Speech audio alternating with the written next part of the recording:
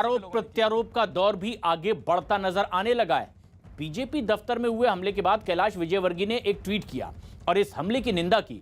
उन्होंने ट्वीट करते हुए लिखा, चुनाव आयोग ने बंगाल चुनाव तिथि की घोषणा की और टीएमसी के गुंडों ने बिना डर के रात 11 बजे बीजेपी के काटपारा गोदाम में घुसकर एलईडी गाड़ियां तोड़ फोड़ दी, एलईडी भी खोलकर ले गए। शायद गुंडों को चुनाव आयोग को चुनौती दी है। यह आरोप कैलाश विजयवर्गीय का सीधे ममता बनर्जी सरकार पर है।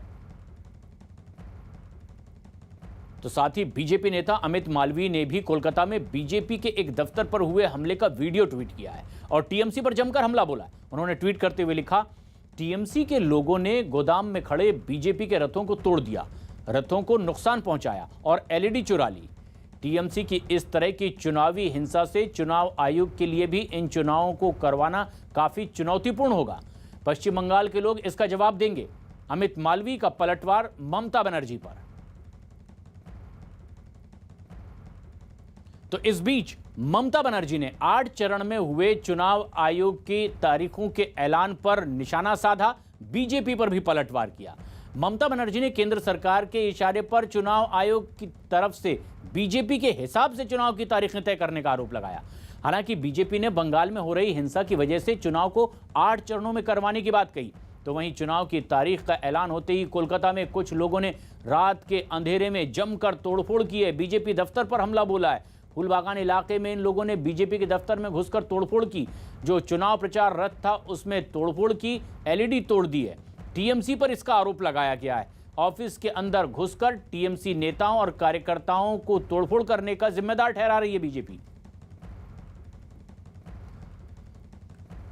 लेकिन इस पूरे मामले में सबसे पहले हम ममता बनर्जी का एक बयान आपको सुनाते हैं।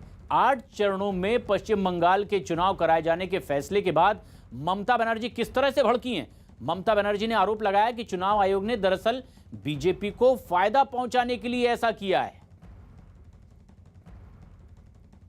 Considered in the eyes of BJP, and whatever BJP have been decided, I have seen their list in the party office, and today I have seen the same list is been in the outside.